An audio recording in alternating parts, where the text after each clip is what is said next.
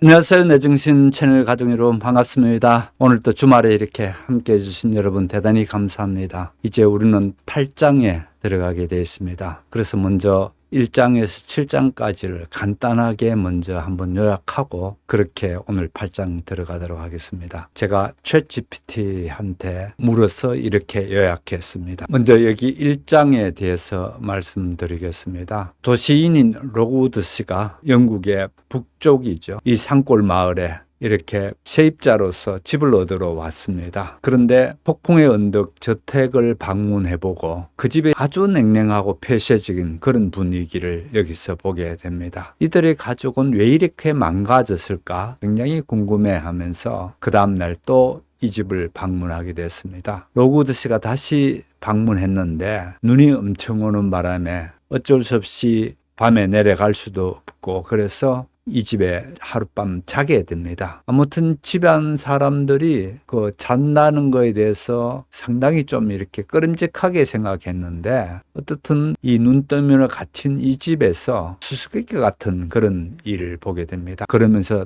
다시 더 의문은 깊어집니다. 이 사람들은 왜 이렇게 서로 이렇게 미워하면서 같은 집에 살까?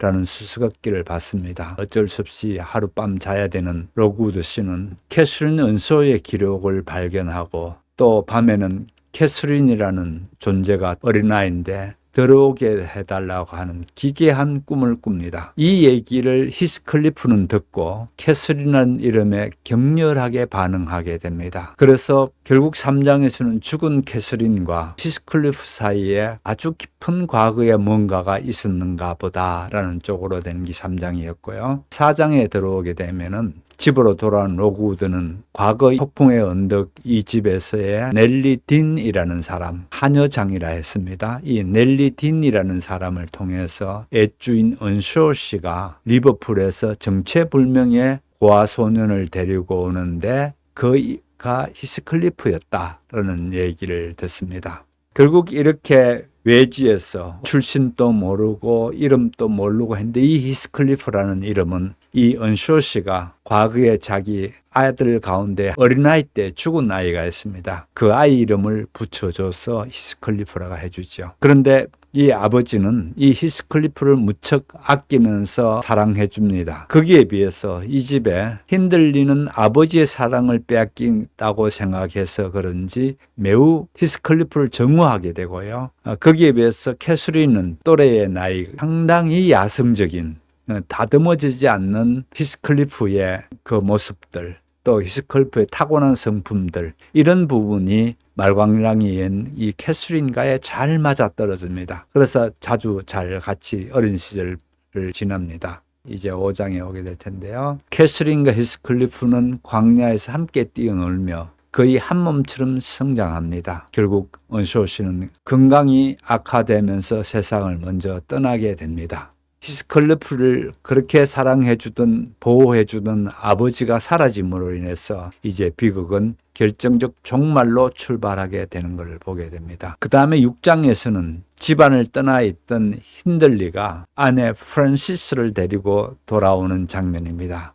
아버지의 장례를 치르기 위해서 그렇게 돌아왔죠. 그런데 이 아내 프란시스가 어떤 사람인지 어느 출신인지 아무런 말도 하지 않습니다. 그래서 결국은 눈치로 사람들이 보잘것없는 출신이구나. 그래서 말을 하지 않는구나. 이렇게만 압니다. 그래서 이 집안은 결국 앞에서 첫 번째 히스클리프라는 정체불명의 아이가 이 집에 왔다면 또 다른 이방인으로서 힌들리 아내 프란시스입니다. 프란시스가 또 여기에 동참하게 되고 아무튼 캐서린과 히스클리프는 티티스에 지나는 집이라는 린턴의 집안을 엿보다가 그만 들키게 됩니다. 그 다음에 7장에서는 그렇게 엿보다가 불독에게 물린 캐서린은 그 집에서 치료받기 위해서 5주 동안이나 그 집에서 머물게 됩니다. 거기에 비해서 같이 붙잡히긴 했는데 히스클리프는 몰골도 그렇고 아이가 쓰는 말도 거칠고 이러니까 이 집에서 내보내고 캐서린만 이 집에서 5주 동안 데리고 있다가 마침내 어엿한 숙녀처럼 그렇게 되는 부분이 7장에 나옵니다. 결국 7장은 새로운 세계를 경험한 캐수린이 히스클리프는 자신이 그녀와 다른 세계에 속한다는 사실을 깨닫기 시작합니다.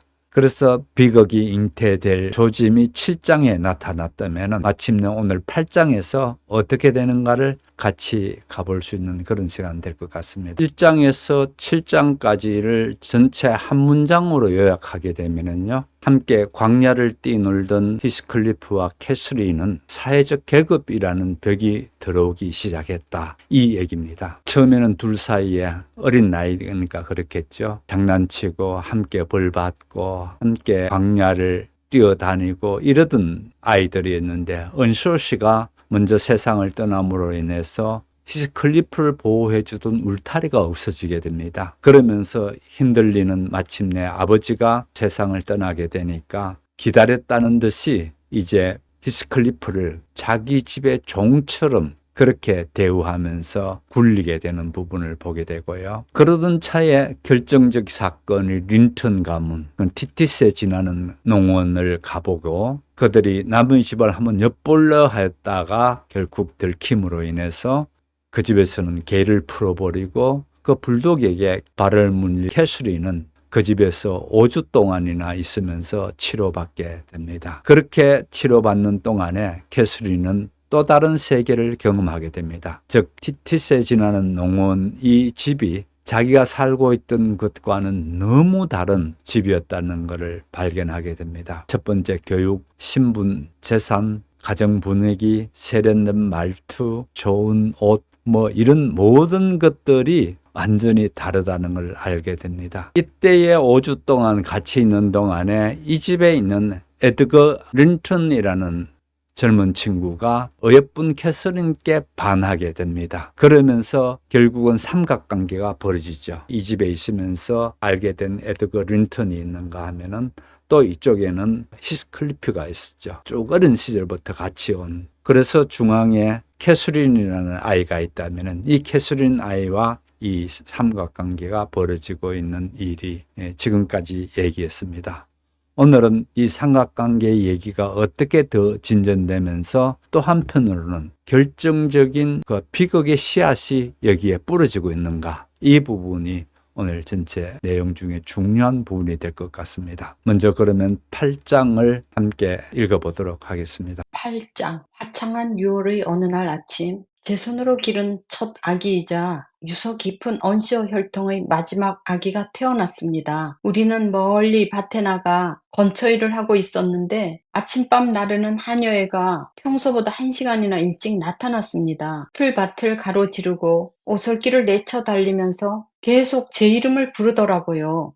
얼라가 예쁘다. 하녀애가 헐떡거렸습니다. 그렇게 예쁠 수가 없다. 그런데 의사가 안주인은 얼마 못 산단다. 벌써 여러 달째 폐병이었단다. 의사가 힌들리 씨한테 그러더라. 이제 안주인이 살아보겠다고 용 쓸 일이 없어졌으니까 겨울을 못 넘길 거란다. 넬리, 당장 집에 가라. 넬리, 네가 유머란다. 얼라한테 설탕이나 우유를 먹이고 밤낮으로 보살피고. 내가 넬리라면 얼마나 좋겠노. 안주인이 없어지면 얼라는 완전히 넬리 차지겠네. 안주인이 병이 심해? 저는 새스랑을 내던지고 본니끈을 매며 물었습니다. 그런가 보더라. 하녀애가 대꾸했습니다. 그런데 얼라가 장성할 때까지 살 것처럼 말을 하되 너무 기뻐서 정신이 나갔나 보더라. 얼라는 정말 예쁘거든. 내가 안주인이라면 절대 못 죽을 것 같다. 케네스 씨가 무슨 소리를 해도 애만 한번 쳐다보면 병이 나을 것 같다. 케네스 씨는 정말 화를 돋우더라. 저 아줌마가 천사 같은 얼라를 큰 방으로 안고 내려와서 주인한테 안겼거든. 주인이 막 웃으려는 참에 늙은 까마귀 같은 커네스 씨가 튀어나오더니 이런 소리를 하대. 언쇼, 아내가 여태 목숨 부지하고 자네에게 이런 아들을 낳아주었으니 천만다행이네. 자네 아내가 처음 왔을 때 나는 머지않아 떠날 줄 알았어. 듣기 싫겠지만 겨울을 못 넘길 거야. 너무 안달복달하지 말게. 그런다고 수가 나는 것도 아니니까. 그리고 말이야, 자네가 그렇게 부실한 처자를 고른 것부터 잘못이야. 그랬더니 주인이 뭐래던? 제가 물었습니다. 욕질을 하든가 그랬겠지. 나는 그쪽에는 신경도 안 썼다. 얼라 얼굴 보느라고. 하녀에는 또다시 잔뜩 흥분해서 아기의 모습을 묘사했습니다. 저도 그에 못지않게 흥분해서 집까지 다급히 달려갔습니다. 아기를 제 눈으로 보고 싶었으니까요. 하긴 힌들리를 생각하면 몹시 가여웠지만요. 힌들리의 마음속에는 두 우상이 들어갈 자리밖에 없었습니다. 그것은 아내와 자기 자신이었죠. 힌들리는 그 두 사람을 맹목적으로 사랑했고 그 중 한 사람은 숭배했는데 그 사람이 죽는다면 어떻게 견딜지 저로서는 상상하기 어려웠습니다. 우리가 폭풍의 언덕에 닿았을 때 힌들리가 가운데 출입구 앞에 서 있었습니다. 저는 안으로 들어가면서 아기는 어떠냐고 물었습니다. 당장 일어나서 달릴 기세야, 넬리. 힌들리는 명랑한 미소를 지어 보이면서 대답했습니다. 마님은요? 제가 용기를 내서 물었습니다. 의사 말로는 망할 놈의 의사. 힌들리가 얼굴이 시뻘개지면서 제 말을 가로막더군요. 프랜시스는 말짱해. 일주일만 지나면 완전히 회복될 거야. 위층에 갈 거야? 그럼 프랜시스한테 가서 아무 말도 안 한다고 약속하면 들어가겠다고 전해줘. 프랜시스가 입을 다물지 않으려고 해서 내가 나와버렸거든. 안정을 취해야 하는데. 프랜시스한테 가서 케네스 씨가 말하지 말라고 했다고 전해줘. 언쇼 부인은 너무 좋아서 제정신이 아닌 것 같았습니다. 제가 남편의 말을 전하자 웃으면서 대답하더군요. 엘렌, 나는 거의 입 다물고 가만히 있었는데 그이가 울면서 두 번이나 뛰쳐나간 거야. 알았어. 아무 말도 안 하고 약속한다니까. 하지만 그이 꼴을 보고 웃지 않겠다고 약속하는 건 아니야. 가엾은 사람 같으니. 언쇼 부인은 세상을 떠나기 일주일 전까지 그렇게 즐거운 기분을 잃지 않았습니다. 아내의 건강이 날마다 좋아진다고 우기는 남편의 모습은 고집스러움을 넘어 포악스러웠지요. 케네스 씨는 병이 이런 단계까지 오면 자기 약이 소용없으니까 치료하는 일도 치료비를 내는 일도 쓸데없는 짓이라고 충고했습니다. 그랬더니 힌들리는 이렇게 응수하더군요. 쓸데없는 짓인 거 나도 알아. 아내는 건강하니까. 이제 내 놈 치료 따윈 필요 없어. 폐병에 걸린 적도 없어. 열병에 걸렸을 뿐인데 이제 다 나았어. 지금은 맥박도 나만큼 느리고 뺨도 나만큼 서늘하다니까. 힌들리는 아내에게도 똑같은 이야기를 했고 아내는 그 이야기를 믿는 것 같았습니다. 하지만 어느 날 밤 언쇼 부인은 남편의 어깨에 머리를 기대고 내일이면 털고 일어날 것 같다고 말하던 도중에 기침을 시작했습니다. 지극히 경미한 기침이었지요. 힌들리는 아내를 안아 일으켰습니다. 부인은 남편의 목을 끌어안은 채로 얼굴색이 변했고 그렇게 죽어버렸습니다. 하녀애의 예상대로 아기 헤어터는 전적으로 제게 맡겨졌습니다. 언쇼 씨는 아기가 자기가 보기에 건강하고 자기가 듣기에 잠잠하면 아기에 관한 한 만족했습니다. 하지만 자신에 관한 한은 점점 절망했습니다. 언쇼 씨의 슬픔은 악으로 버티는 슬픔이었습니다. 언쇼 씨는 울지도 않았고 기도하지도 않았습니다. 악다구니하고 뻗었습니다. 하느님과 인간을 저주하며 방탕에 빠졌습니다. 하인들은 주인의 행포와 악행을 오래 견디지 못했습니다. 남은 것은 조지프와 저뿐이었지요. 저는 제 손에 맡겨진 아이를 차마 두고 갈 수 없었고 록 우드 씨도 아시다시피 저희 어머니가 힌들리를 키운 유모였으니까 생판 남보다는 힌들리가 하는 짓을 용서하기가 쉬웠답니다. 조지프가 남은 이유는 첫째가 소작이들과 일꾼들에게 거들먹거리려는 속셈이었고 둘째가 악의 속을 해서 남의 죄를 책망하는 일을 천직으로 생각했기 때문이었지요. 주인의 나쁜 생활 습관과 나쁜 친구들은 캐서린과 히스크리프에게 크게 영향을 미쳤습니다. 히스크리프에 대한 주인의 학대는 덩자라도 악마로 둔갑시키기에 충분했습니다. 그런데 그 당시에 그 아이는 정말 뭔가 악마 같은 것에 홀려있는 모양이었어요. 힌들리가 구원받지 못할 타락에 빠져드는 것을 지켜보며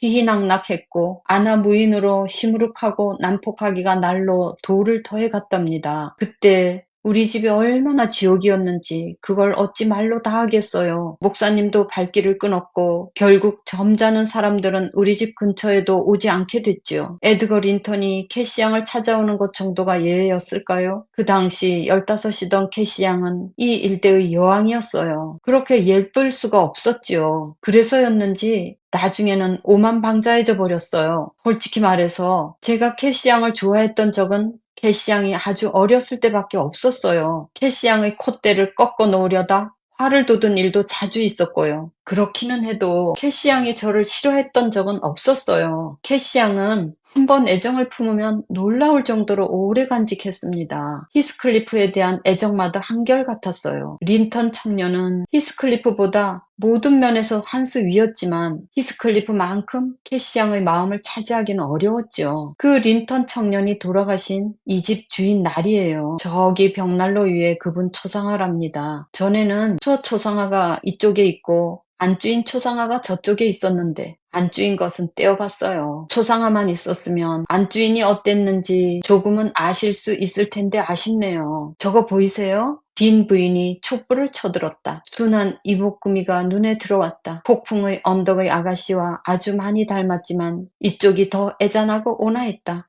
보기 좋은 그림이었다. 기름한 금발이 관자놀이에서 살짝 곱슬곱슬했고 눈은 크고 진지했으며 용모는 지나치다 싶을 만큼 우아했다. 이런 남자 때문이었다면 캐서린 온쇼가 소꿉친구를 잇는다고 해도 놀랄 일은 아니었다. 놀랄 일이라면 이런 외모를 가진 사람이 그에 어울리는 심성을 가지고 내가 생각하는 캐서린 온쇼를 좋아할 수 있었다는 것이었다. 아주 보기 좋은 초상화로구먼. 내가 한여장에게 말했다. 실물이랑 비슷한가? 그럼요. 한여장이 대답했다. 하지만 활기찬 표정이 더 잘 어울리는 분이었답니다. 저건 그분의 평상시 표정이었고요. 대체로 활기가 부족한 분이었지요. 캐서린은 린턴 가문 사람들과 5주를 함께 지낸 뒤로 쭉 친분을 유지했습니다. 그 사람들에게 자기의 거친 면을 내보일 마음도 없었고 그토록 잘해주는 사람들 앞에서 무례를 범하는 것은 부끄러운 일임을 알 만큼 분별력이 있던 탓에 캐서린은 자기도 모르는 사이에 꾸밈없는 살가움을 발휘하여 린턴 내의 한심을 사고 이사벨라의 동경을 받고 에드거의 마음에 영혼을 얻었으며 캐서린은 야심만만한 아이여서 자기가 손에 넣은 것들에 우쭐해했어요. 누구를 속여야겠다고 생각했던 것은 아니지만 점차 이중적인 성격으로 굳어졌습니다. 히스클리프를 천한 깡패아이 또는 짐승만도 못한 아이라고 하는 곳에서는 캐서린도 그 애처럼 행동하지 않으려고 조심을 했지만 집에서는 예의를 갖춘다고 해도 돌아오는 것은 비웃음뿐이고 성미를 억누른다고 해서 누가 인정해주거나 칭찬해주는 것도 아니니 그냥 제멋대로였답니다. 자, 오늘 8장은 한마디로 이들의 관계가 되돌릴 수 없는 정도로 그런 방향으로 움직이고 있는 부분을 보게 됩니다. 결국 한 아이의 탄생이 있는가 하면은 또 그 아이를 낳은 어머니의 죽음, 타락, 사랑 이런 보통 한 장에서 담기 어려운 큰 사건들이 여기에서 8장에서 쭉 일어납니다. 작가인 에밀리 브론테는 이 4가지를 한꺼번에 넣으면서 이 작품 전체에, 이 소설 전체에 마치 작은 그 압축판을 하나 보여주듯이 그렇게 압축판을 보여줍니다. 그 압축판의 주제를 사랑은 왜 사람을 망가뜨리는가 이렇게 제목을 잡을 수가 있을 것 같습니다. 사랑 안에 두려움과 소유욕, 계급의식, 상실에 대한 공포, 열등감 이런 것들이 마구 섞이면서 아주 다른 모습으로 변하게 된다라는 부분을 볼 테고요. 아무튼 여기에서 프란시스라는 정체불명의 그 힌들리가 아내라고 데리고 온 여성에 대한 얘기인데 아이를 하나 낳고 곧바로 죽게 됩니다. 이같이 프란시스가 죽게 되니까 힌들리는 그 죽음을 쉽게 받아들일 수가 없습니다. 그러면서 힌들리는 아주 부정적 방향으로 사람이 바뀌기 시작하고요. 캐서린을 사랑한 히스클리프의 사랑은 열등감으로 마구 곤두박질 쳐버립니다. 거기에 비해서 에드거가 역시 뜨거운 사랑, 이상적인 사랑으로 생각하고 캐서린을 이렇게 가까이 하려고 했는데 웬걸 엄청난 두려움에 이제 휩싸이게 되는 부분을 보게 됩니다. 그래서 우리는 결과가 어떻게 되는가라는 어떤 결과론적으로 집중하지 마시고요. 여기에서 즉 누가 옳고 누가 그른가라고 빨리 판단하려고 들지 말고 이 사람은 이런 환경에서 이런 배경 속에서 이렇게 지금 변화가고 있구나 이런 거를 잘 보셔야 합니다.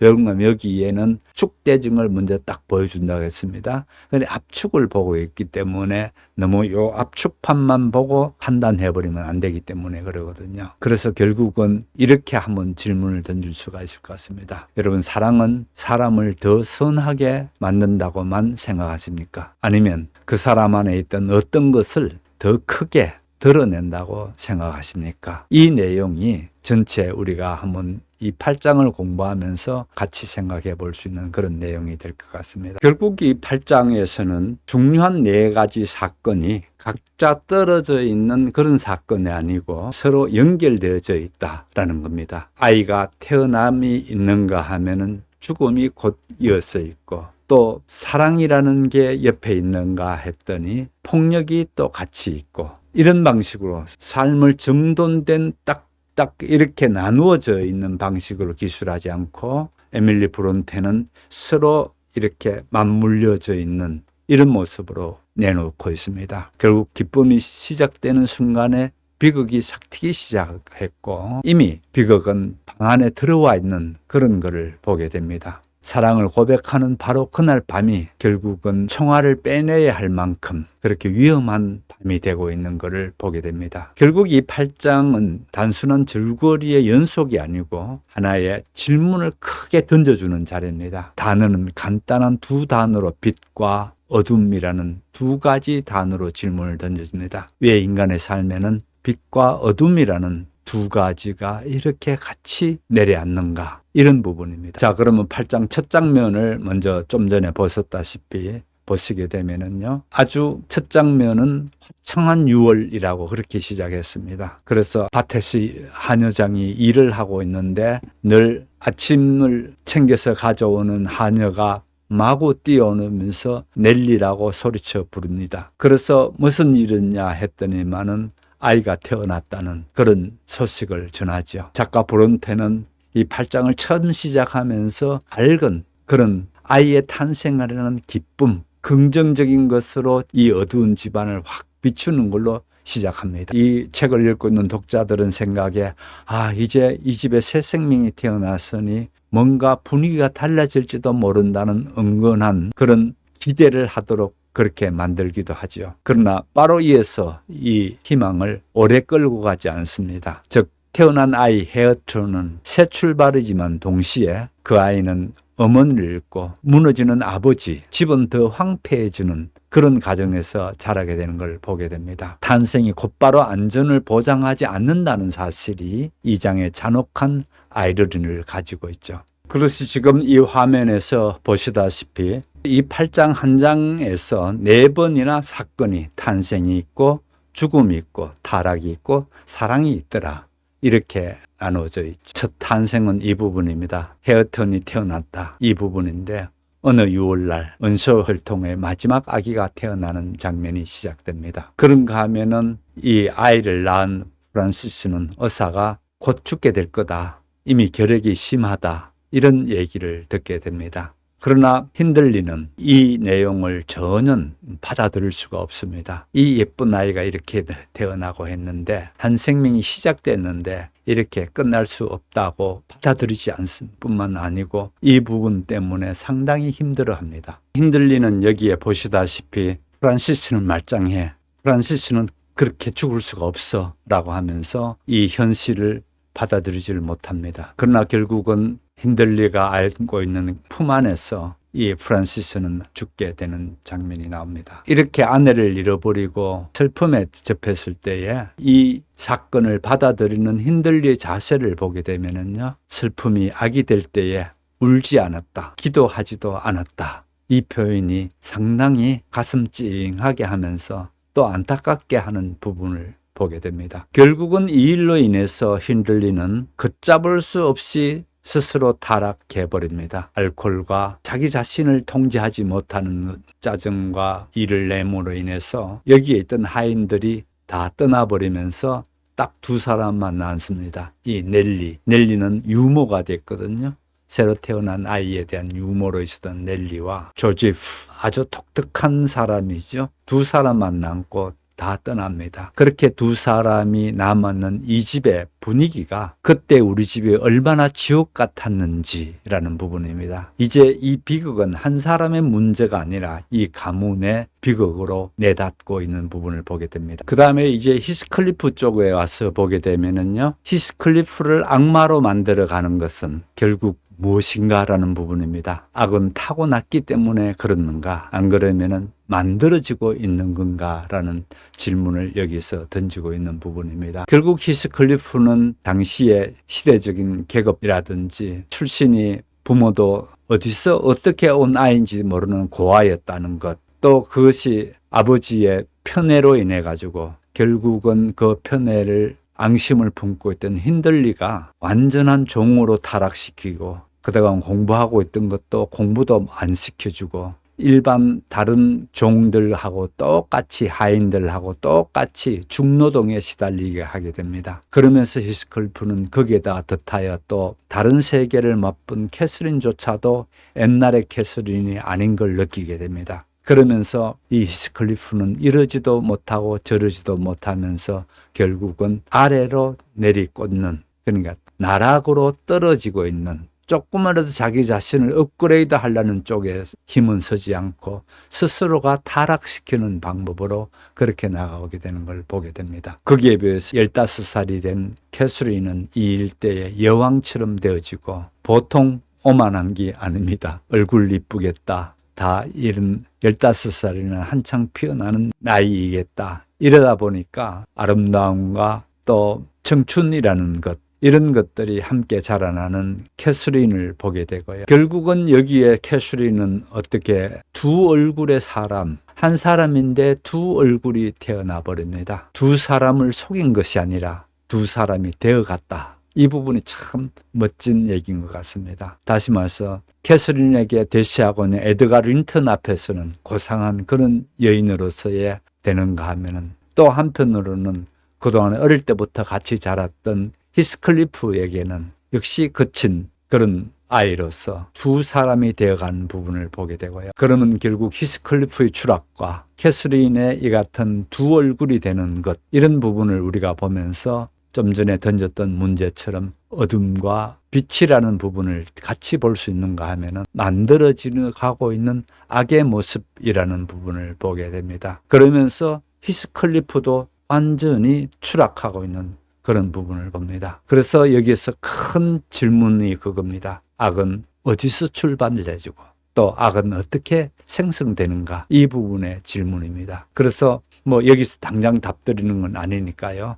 제가 편의상 반을 잘랐습니다. 그래서 나머지 반을 또 들었으면서 그렇게 이 8장 후반부를 같이 보겠습니다. 에드거 씨가 폭풍의 언덕을 공공연하게 방문할 정도의 용기를 발휘하는 일은 드물었습니다. 언시오의 평판에 잔뜩 겁을 먹었기 때문에 마주치는 일은 피하려고 했지요. 하지만 에드거 씨가 방문하면 우리는 언제나 최대한 정중히 대접했습니다. 주인도 그를 거스르는 일은 하지 않으려고 했고 왜 찾아오는지 알고 있었으니까요. 체면이 깎일 것 같으면 아예 자리를 피했답니다.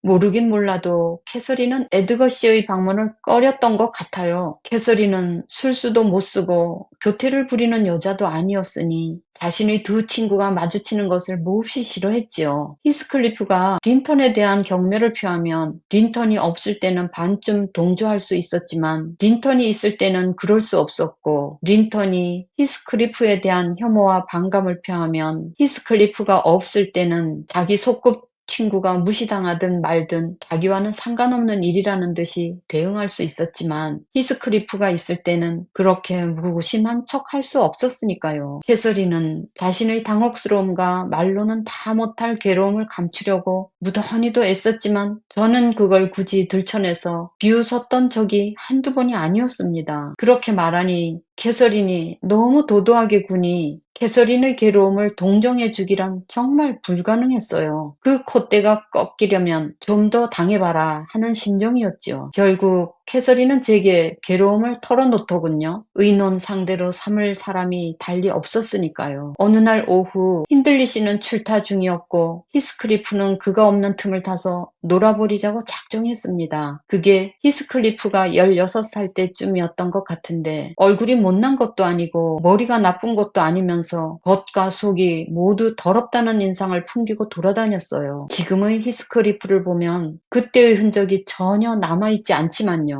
우선 그 당시 히스클리프는 어려서 받았던 교육의 효력을 모두 잃어버린 상태였습니다. 아침 일찍부터 저녁 늦게까지 중노동에 시달리다 보니 옛날에 있었던 삶에 대한 호기심도 모두 사라지고 책에 대한 애정이나 배움에 대한 욕구도 완전히 없어져 버렸지요. 어렸을 적에는 언쇼 씨의 편애를 받으며 우월감을 키우기도 했었지만 그런 것은 이제 온데간데 없이 사라졌습니다. 캐서린과 같은 수준으로 공부하기 위해 오랫동안 애썼지만 결국은 쓰라린 회원을 속으로 사귀며 포기할 수밖에 없었어요. 하지만 포기할 때는 철저했지요. 자기의 옛날 수준보다 더 아래로 내려갈 수밖에 없다고 여기게 된 이후로는 한 걸음이라도 위로 올라가는 일은 절대 하지 않으려고 했답니다. 그러면서 용모까지 정신적 퇴보에 어울리게 변해갔습니다. 걸음걸이는 꾸부정해졌고 표정은 저열해졌으며 타고난 내성적 성격이 정도를 지나쳐 바보 천치같이 뚱해졌답니다. 몇 명 되지도 않는 아는 사람들을 자극해서 업신여김 받는 것이 존중받는 것보다 재미있는 듯 했지요. 히스클리프가 일을 쉬는 때는 아직 캐서린이 항상 옆에 있었지만 언제인가부터 히스클리프는 캐서린에 대한 애정을 말로 표현하는 일이 없어졌고 캐서린이 천진난만하게 입을 맞추거나 끌어 안으려고 하면 믿지 못하겠다는 듯 화를 내며 몸을 뺐습니다. 자기에게 그렇게 애정을 쏟아부어봤자 상대에게 득이 될 게 없음을 의식하는 모양이었지요. 아까 말씀드린 대로 힌들리 씨가 출타한 날 오후 히스클리프는 큰 방으로 들어와 땡땡이를 치겠다는 의사를 밝혔습니다. 그때 저는 캐시 양의 옷단장을 돕고 있었어요. 캐시 양은 어찌어찌해서 에드거 씨에게 오빠가 집에 없다는 것을 알려놓은 상황이었지요. 히스클리프가 농땡이를 치리라는 생각은 못하고 그저 집이 자기 차지일 줄 알았으니까요. 캐시, 오늘 오후에 볼 일 있어? 히스클리프가 물었습니다. 어디 갈 데 있니? 아니, 비 오잖아. 캐시 양이 대답했습니다. 그런데 그 비단 원피스는 왜 입었니? 히스클리프가 물었습니다. 누가 오는 건 아니지? 내가 알기로는 없는데. 캐시 양은 말을 더듬었습니다. 그런데 히스클리프, 얼른 밭에 나가야지. 식사 끝나고 1시간이나 지났잖아. 아까 나간 줄 알았는데 힌들리가 만날 집에 버티고 있으니 우리가 편하게 놀 수가 없잖아. 그 아이가 말했습니다. 오늘은 이제 일 안 할래. 너랑 집에 있을 거야. 야, 그래도 조지프가 일러 바칠 거야. 캐시 양이 말했습니다. 나가보는 게 좋을걸? 조지프는 석회 옮기는 일 때문에 페니스턴 절벽 건너편으로 갔어. 저녁 때까지는 못 올 거야. 아무것도 모를 거야. 히스클리프는 이렇게 말하며 벽난로 앞으로 어슬렁어슬렁 걸어오더니 의자에 앉았습니다. 캐서린은 잠시 양미간을 찌푸리며 생각에 잠겼습니다. 이제 곧 쳐들어올 친구를 위해 장애물을 치워야겠다고 생각했겠지요. 1분쯤 침묵이 흐른 뒤 캐서린이 말했습니다. 이사벨라 린턴하고 에드거 린턴이 오늘 오후에 오겠다고 했는데 비가 내리니까 아마 안 올 거야. 하지만 올 수도 있는데 혹시라도 오게 되면 너만 괜히 야단 맞을 수도 있어. 엘렌을 보내서 바쁘다고 전해. 캐시. 히스클리프는 계속 우겼습니다. 나를 쫓아내고 그런 한심하고 바보 같은 애들이랑 놀겠다는 거니? 그 애들을 보면 가끔 내가 정말 아니다. 관두자. 그 애들을 보면 뭐? 캐서린은 괴로운 얼굴로 히스클리프를 빤히 쳐다보며 소리쳤습니다. 그러고는 머리를 빗겨주는 제게 신경질을 내며 갑자기 머리를 흔들었습니다. 넬리! 이렇게 빗으니까 컬이 풀렸잖아. 이제 됐어. 그냥 놔둬. 히스클리프, 그 애들을 보면 뭐가 어떻다는 거니? 아무것도 아니야. 저기 벽에 달력 한번 봐. 히스클리프는 창문 옆에 걸린 달력 액자를 가리키며 이렇게 말했습니다. 십자는 저녁에 내가 그 집 애들이랑 있었던 날이고 점은 나랑 있었던 날이야. 보이니? 내가 매일매일 표시했어. 그래, 잘 보인다. 바보 짓을 하는구나. 내가 저런데 신경 쓸 것 같니? 캐서린은 쌀쌀맞게 대꾸했습니다. 저런 게 무슨 의미가 있니? 나는 신경 써. 나한테는 의미 있어. 히스클리프가 말했습니다. 그럼 나는 매일 저녁 너랑 있어야 하니? 캐서린은 점점 짜증스럽게 물었습니다. 그렇다고 내가 무슨 득이 있어? 내가 무슨 말을 할 줄 아니? 하는 말은 벙어리나 다름없고 하는 짓은 어린애 같은데 내가 뭐가 재밌겠니? 전에는 나한테 그렇게 말한 적 없잖아, 캐시. 내가 말이 없어서 싫다고 말한 적 없잖아. 나랑 같이 있는 게 싫다고 말한 적 없잖아. 히스클리프는 완전히 흥분해서 고함쳤습니다. 아무것도 모르고 아무 말도 안 하는 사람은 같이 있어도 같이 있는 게 아니야. 캐서린은 낮게 투덜댔습니다. 히스클리프는 벌떡 일어났습니다. 하지만 그 아이는 감정을 표현할 시간이 더는 주어지지 않았어요. 포석 위로 말발굽 소리가 들려왔거든요. 린턴 청년은 문을 살짝 두드린 후 집 안으로 들어왔습니다. 뜻밖의 호출로 희색이 만연한 얼굴이더군요. 한 친구가 들어오고 한 친구가 나가는 그 순간 캐서린은 두 친구의 차이를 실감할 수밖에 없었을 겁니다. 나무 한 그루 자라지 않는 험준한 탄광촌을 보다가 초목이 무성한 아름다운 골짜기를 보는 것과 비슷했겠지요. 생김새뿐 아니라 목소리와 인사말도 정반대였습니다. 그의 목소리는 다정하고 나직했으며 말투는 로그드 씨에 가까웠어요. 여기 사람들처럼 거칠지 않고 부드러운 말투였지요. 내가 너무 일찍 왔나? 린턴 청년이 저를 슬쩍 쳐다보면서 말했습니다. 그때 저는 장식장 앞에서 접시를 닦고 서랍 정리를 하는 중이었거든요. 아니야. 캐서린이 대답했습니다. 넬리, 거기서 뭐해? 일하잖아요, 아가씨. 제가 대꾸했습니다. 힌들리 씨는 제게 린턴이 왔을 때 절대로 단둘이 있게 하지 말라고 당부했었지요. 캐서린은 제 등 뒤로 다가와서 짜증스럽게 속삭였습니다. 행주 갖고 얼른 나가. 손님 왔을 때 하인이 걸레질 하는 거 아니야. 나리가 출타 중이시니 지금 해놓아야 해요. 제가 큰 소리로 대답했습니다. 나리가 계시면 부산스럽다고 못하게 하시니 어쩔 수 없지요. 에드거 나리는 괜찮다고 하실걸요. 내가 있을 때도 못하게 할 거야. 아씨는 손님에게 말할 틈도 주지 않고 도도하게 소리쳤습니다. 사실 캐서린은 히스클리프와의 작은 언쟁으로 계속 심란한 상태였거든요. 저는 죄송하지만 어쩔 수 없네요. 캐서린 아가씨 라고 대꾸한 뒤 하던 일을 계속했습니다. 캐서린은 제게서 행주를 빼앗고 제 팔을 꼬집었습니다. 한참을 독하게 꼬집더라고요. 에드거가 못보리라 생각했겠지요. 아까도 말씀드렸지만 저는 캐서린을 그다지 좋아하지 않았고 이따금 망신 주는 것을 즐기기도 했답니다. 게다가 꼬집힌 데가 너무 아프더라고요. 저는 무릎으로 벌떡 일어나며 비명을 질렀습니다. 아야! 아가씨! 아프니까 그만해요. 내가 뭘 잘못했다고 꼬집어요? 나도 가만 안 있어요. 나 안 꼬집었어. 이 거짓말쟁이야. 캐서린이 소리쳤습니다. 손가락은 다시 한번 꼬집고 싶어 좀이 쑤시는 듯했고 뒷불은 분노로 새빨갛더군요. 캐서린은 원래 자기 감정을 숨길 줄 몰랐고 화가 나면 항상 얼굴이 불이 난 것처럼 새빨개졌지요. 그럼 이건 뭐랍니까? 저는 캐서린의 말을 반박하는 결정적 증거로 보라색 상처를 내보이며 응수했습니다. 아가씨는 발로 바닥을 쾅쾅 구르며 잠시 머뭇거리는 듯 했습니다. 하지만 결국은 자기 성질을 못 이기고 저의 뺨을 갈기더라고요. 얼마나 얼얼하던지 눈물이 다 났답니다. 캐서린! 안 돼! 캐서린! 린턴이 끼어들었습니다. 자신의 우상이 거짓말과 손찌검이라는 이중의 잘못을 저지르다니 엄청난 충격이었지요.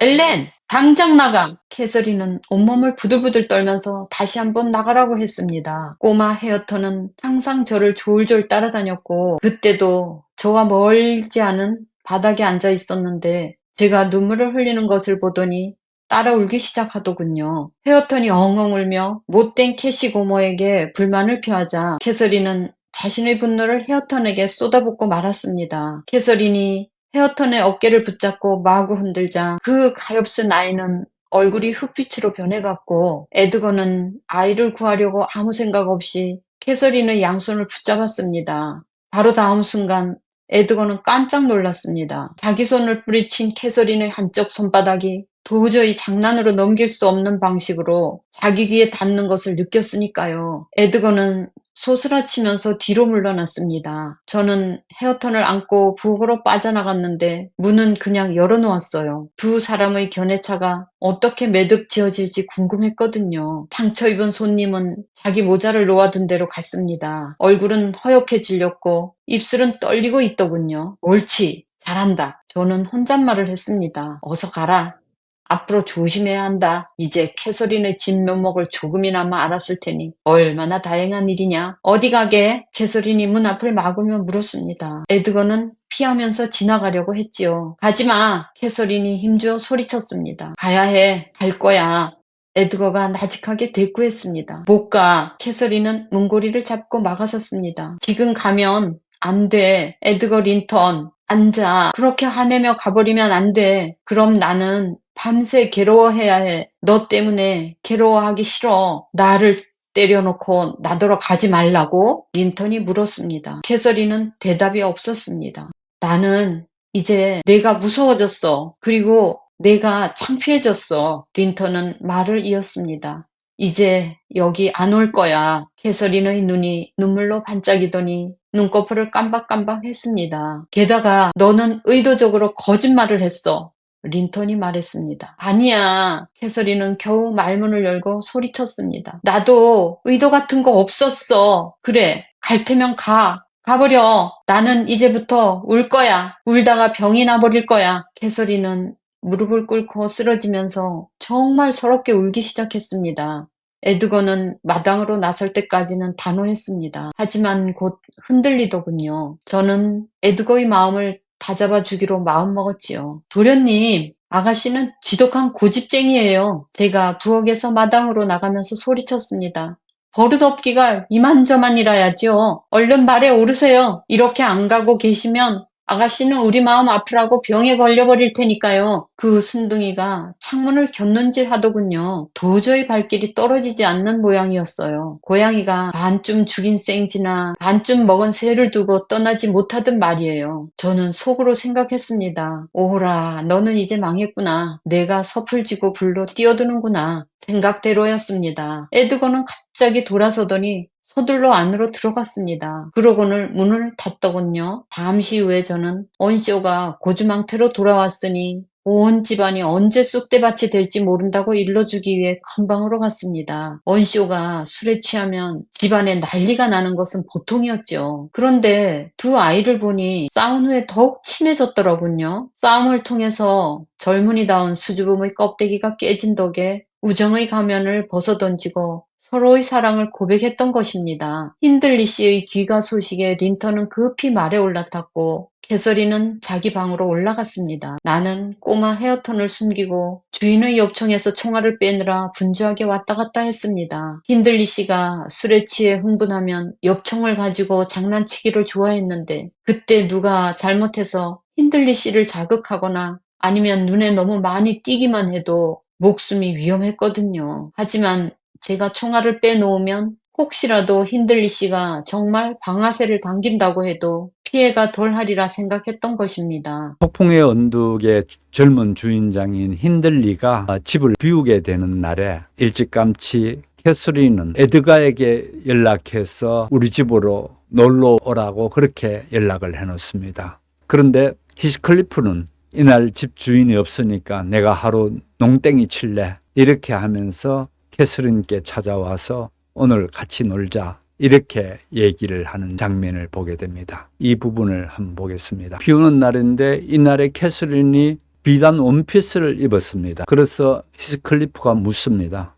왜 그 비단 원피스를 입었니? 이 얘기를 합니다. 다른 얘기로 둘러댑니다. 그때에 히스클리프는 달력을 한 봐라. 저기에서 X 표시한 거는 네가 에드거와 같이 놀았던 날이고 점천 지부는 네가 나하고 놀았던 날이다.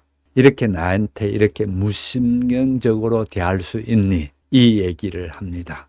그러면 내가 왜 니인데 그렇게까지 얽매야 되느냐고 바로 그렇게 반발을 하죠. 그래서 서로 갈등을 겪게 되고요. 그렇게 갈등을 겪는 데에 소리 지르면서 서로 그렇게 싸울 때에 에드가가 타고 들어오는 말발굽 소리가 들려옵니다. 그러니 한 사람은 곧 이 집을 나가게 되고 한 사람은 들어오게 되는 그런 일이 벌어집니다. 문제는 이 캐서린의 오빠인 힌들리는 이날 집을 비우게 되면서 이 하녀장인 넬리한테 당부를 하고 갑니다. 절대 캐서린을 혼자 있게 두지 말라. 그렇게 하게 되니까 이렇게 손님이 왔는데 끄적끄적 방에서 같이 있습니다. 그러니까 나가라고 그렇게 하는데 젊은 주인장께서는 여기를 방을 치워놓으라 했기 때문에 내가 방을 지금 청소하지 않으면 안 된다. 그렇게 하면서 서로 갈등이 벌어집니다. 이때에 나가라는데 안 나가고 그렇게 되니까 캐서린이 이 하녀 넬리를 꼬집게 됩니다. 아주 심하게 꼬집게 되니까 넬리는 소리를 지르면서 아야 하면서 소리를 지르면서 왜 꼬집니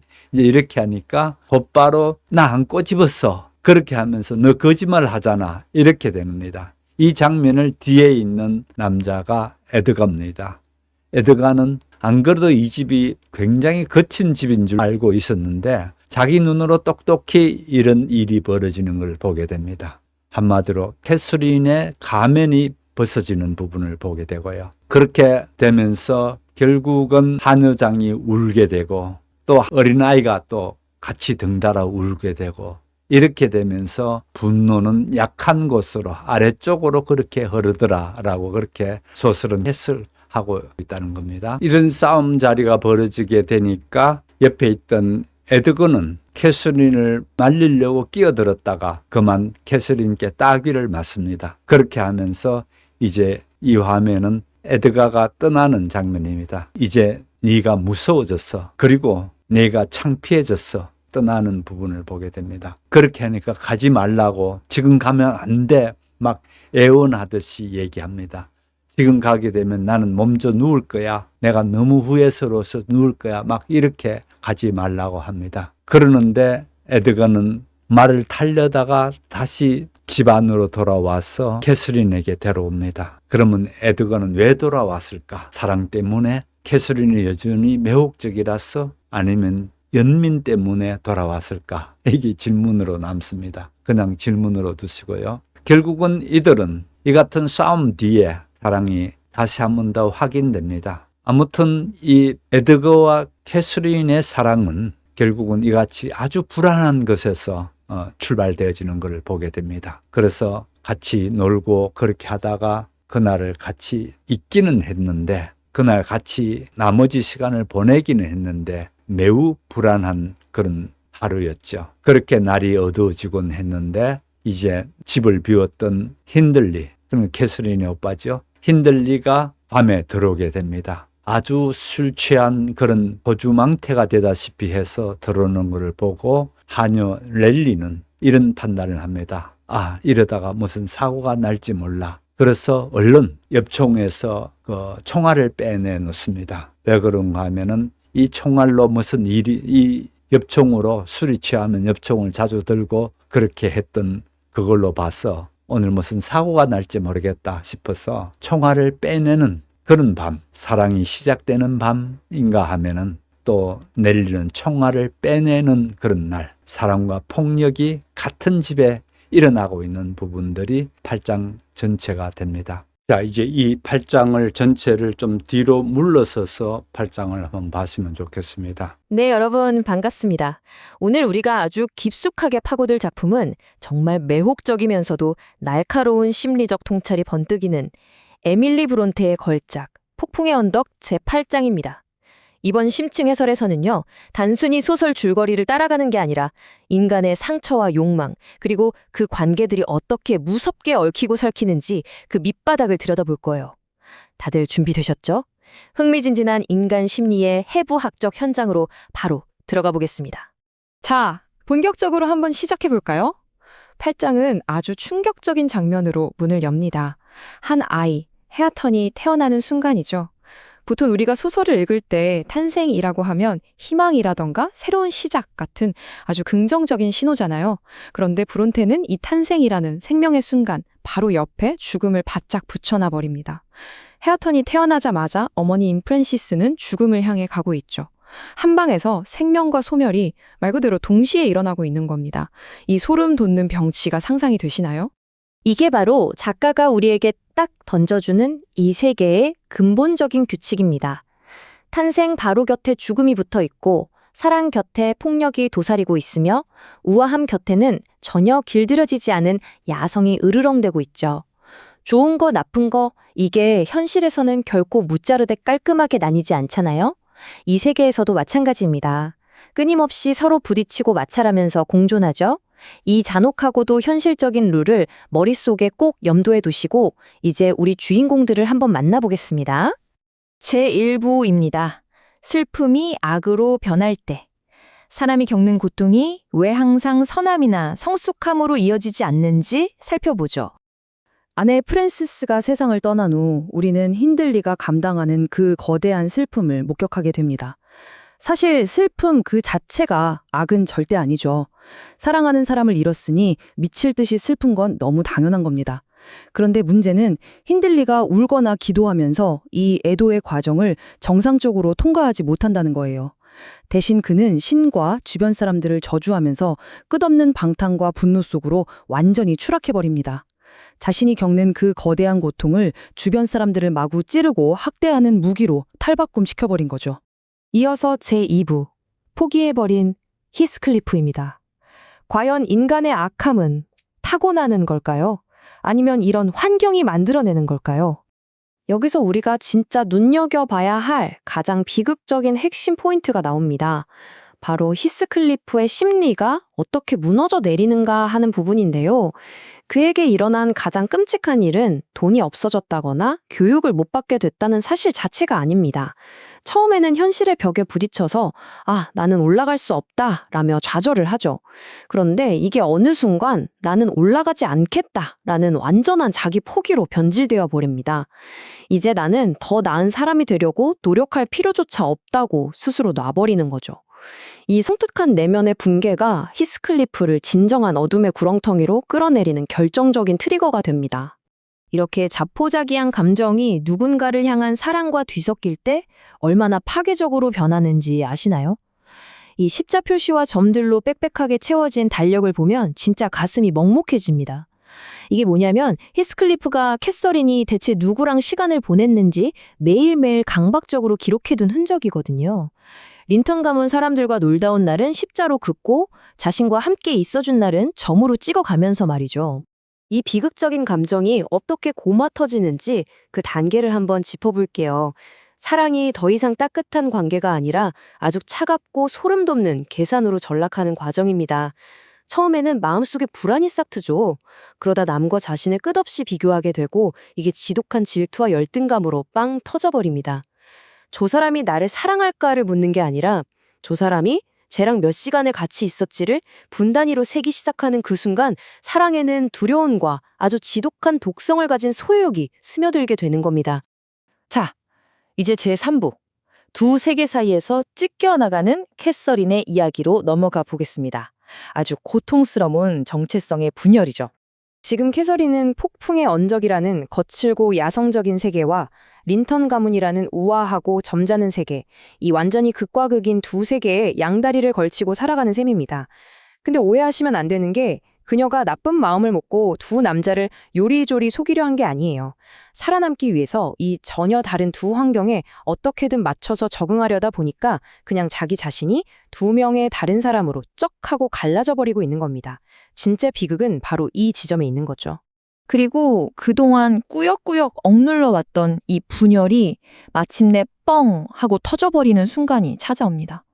히스클리프랑 한바탕 말싸움을 하고 잔뜩 심란해진 캐서린이 결국 분노를 주체하지 못하고 하녀 넬리의 뺨을 확 때려버려요. 심지어 그 어린 조카 헤어턴까지 막 난폭하게 흔들어댑니다. 완전히 이성을 잃은 거죠. 그런데 하필이면 이 타이밍에 그녀를 무슨 완벽한 천사나 우상처럼 떠받들던 에드거 린턴이 이 통제불능의 폭력적인 현장을 정면으로 딱 목격하고 맙니다. 그 장면을 보고 완전히 충격에 빠진 에드거의 입에서 정말 가슴 아픈 한마디가 터져 나옵니다. 나는 이제 네가 무서워졌어. 그리고 네가 창피해. 자기가 여태껏 머릿속에 예쁘게 만들어놨던 우아하고 완벽한 캐서린이라는 환상이 그야말로 산산조각이 나는 순간이잖아요. 에드거 입장에서는 정말 뼈아프고 잔혹한 깨달음이었을 겁니다. 자, 여기서 이 해설을 함께하고 계신 여러분께 진짜 궁극적인 사랑의 시험을 하나 던져보고 싶네요. 상대방이 완벽한 사람이라고 철석같이 믿을 때 사랑하는 건 솔직히 누구나 다 할 수 있습니다. 너무 쉽잖아요. 하지만 상대의 가장 거칠고 충동적이고 흠집투성이인 진짜 생얼, 그 밑바닥을 두 눈으로 똑똑히 봤을 때도 변함없이 사랑할 수 있을까요? 과연 에들거는 이 치명적인 결함까지도 온전히 끌어안을 수 있을까요? 아니면 그냥 자기가 원하는 방식대로 그녀를 억지로 통제하려고 들까요? 제 4부입니다. 사랑과 폭력의 공존. 폭풍의 언덕이라는 이 세계가 품고 있는 참 잔혹하고도 매력적인 진실입니다. 진짜 한 편의 스릴러 영화 같은 아주 서늘한 순간이 벌어집니다. 한쪽 방 안에서는 캐서린과 에드거가 방금 전에 그 난리를 겪고도 결국 젊은 사랑을 속삭이며 마음을 확인하고 있어요.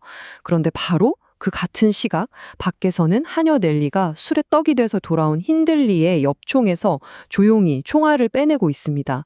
자칫하면 진짜 사람이 죽어나갈지도 모르는 끔찍한 살인극을 막기 위해서 말이죠. 8장 전체를 관통하는 미학을 단 한 줄로 요약하자면 바로 이겁니다. 사랑과 폭력은 완전히 똑같은 집안에 살고 있다. 누군가를 깊이 사랑하는 낭만적인 순간과 모든 걸 산산조각 낼 수 있는 치명적인 폭력이 진짜 종이 한 장 차이로 딱 붙어서 공존하고 있다는 거. 이게 바로 브론테가 우리에게 민낯 그대로 들이미는 인간 세계의 끔찍하고도 소름 돋는 진실입니다. 드디어 마지막 제 5부입니다. 상처를 다루는 법. 여기서 우리는 인간의 본성에 대해 아주 묵직한 실존적 질문을 던져볼까 합니다. 이 작품을 보면서 아유 힌들리가 나쁜 놈이네, 히스클리프가 더 불쌍하네 이렇게 누가 착하고 나쁜지 따지는 건 사실 너무 얄팍한 접근입니다. 우리가 여기서 진짜 파고들어야 할 핵심적인 질문은 이거예요. 상처받은 인간은 자기가 받은 그 끔찍한 상처를 가지고 도대체 무엇을 하는가? 이 표를 한번 머릿속에 그려보시겠어요? 우리의 주요 인물들이 각자의 고통에 어떻게 반응했는지 딱 보여줍니다. 힌들리는 자기 상처를 만만한 타인을 향한 끔찍한 폭력으로 바꿔버렸죠. 히스클리프는 분노를 꽉 품고 자기 자신을 비하하면서 안전히 망가뜨리는 길을 택했습니다. 그리고 캐서린은 그 찢어지는 고통 속에서 아예 자아를 두 개로 쪼개버렸고요. 신학적인 관점에서 볼 때 죄라는 건 단순히 물건을 훔치거나 때리는 나쁜 행동만이 아닙니다. 바로 이런 관계의 뒤틀림, 내가 상처받았다는 이유로 그걸 제대로 소화하지 못하고 서로에게 아주 치명적인 독을 뿜어내는 그 왜곡된 상태가 바로 죄인 겁니다. 그런데 여러분, 여기서 정말 흥미롭게 봐야 할 포인트가 하나 있습니다. 바로 넬리의 아주 작고 사소해 보이는 행동이에요. 주인공들이 전부 다 자기 상처에 매몰돼서 파괴적인 짓만 골라 하고 있을 때 넬리는 그냥 묵묵히 옆총에서 조용히 총알을 빼냈잖아요. 이게 무슨 세상을 구하는 엄청난 영웅적인 행동도 아니고 누구 인생을 드라마틱하게 구원해 준 것도 아닙니다. 하지만 적어도 그녀는 자기 눈앞에 놓인 그 악의 싹을 잘라내고 비극이 걷잡을 수 없이 번져나가는 걸 자기 선에서 딱 차단해냈습니다. 우리가 세상을 살아가면서 상처를 단 한 번도 안 받고 살 수는 없잖아요. 누구나 다 다치고 찢깁니다. 그렇다면 진짜 중요한 건 내가 상처받았다는 그 사실 자체가 아니라 그 상처를 내 손에 쥐고 어떻게 다룰 것인가 하는 점입니다. 여러분은 여러분이 받은 그 아픈 상처를 다른 누군가에게 그대로 찌르는 무기로 쓰시겠습니까? 아니면 넬리처럼 조용히 총알을 빼내어 그 악의 연쇄고리를 여러분 손에서 끊어내시겠습니까? 오늘 우리가 함께 살펴본 인물들의 이 비틀리고 꼬인 선택들이 다음 장에서는 또 대체 어떤 어마어마한 폭발을 일으키게 될까요? 벌써부터 기대되지 않으시나요? 이 매력적이고도 잔혹한 심리적 파장은 다음 심층 해설에서 계속해서 파헤쳐 보도록 하겠습니다. 끝까지 함께 해주셔서 정말 감사합니다. 이제 그래서 이 8장을 저는 이렇게 기억하는 게 좋다고 생각됩니다. 먼저 첫 번째, 한 아이가 태어났습니다. 그런가 하면 동시에 또 한 여인이 죽습니다. 그러면서 또 그 여인의 죽음으로 인해서 한 남자가 그 슬픔 때문에 무너져가는 과정을 보게 됩니다. 그런가 하면은 또 히스클리프는 자기 자신을 포기하기 시작하는 부분을 보게 되지요. 그런가 하면은 또 캐서린은 두 세계 사이에서 갈라진 자기 자신을 보게 되고요. 그리고 마침내 새로운 사랑이 하나 시작되는 것을 보게 됐습니다. 그런데 그 사랑이 시작되는 순간에 또 그 집에서는 넬리가 총에서 총알을 빼내는 그런 장면을 또 보게 됩니다. 결국 작가인 에밀리 브론테는 그냥 사랑이 이렇게 됐대 하고 난 뒤에 끝내지 않습니다. 우리에게 사랑의 아름다움을 보여주지도 않고 사랑이 추잡한 거라고도 하지 않고 또 사랑이 얼마나 폭력적인가도 아직 보여주지 않고 어떤 슬픔이 되는가도 단정적으로 말하지 않습니다. 그러나 동시에 질문을 던지고 나옵니다. 상처받지 않고 사는 사람은 거의 없습니다. 그렇다면 중요한 것은 상처를 받았느냐가 아니라 그 상처로 각자 또는 내가 무엇을 할 것이냐가 중요하다는 부분이죠. 나의 상처를 다른 사람에게 안갚음하는 넘겨주는 걸로 갈 건지 아니면 나에게 그 상처의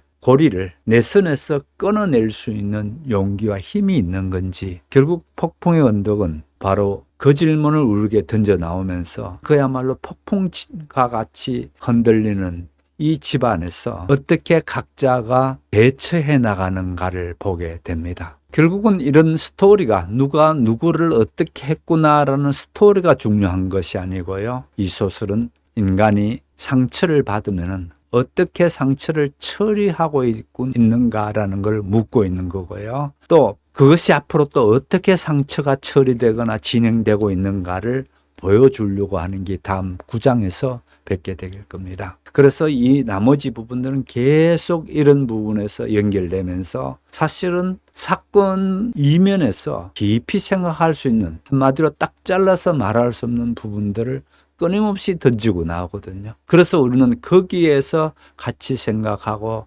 같이 깊은 면으로 들어갈 수 있는 영감은 우리 아무도 1850년에 이 영국의 요크셔 지방에서 살아본 경험이 없잖아요. 그런 영국의 그 당시 사회를 경험해보지 못했지 않습니까? 그러나 이 작품 속에서 간접 경험을 해본다라는 걸도 많이 기대하셔도 좋습니다. 다음 주에 또 뵙도록 하겠습니다. 함께해 준 여러분 대단히 감사합니다. 안녕히 계십시오.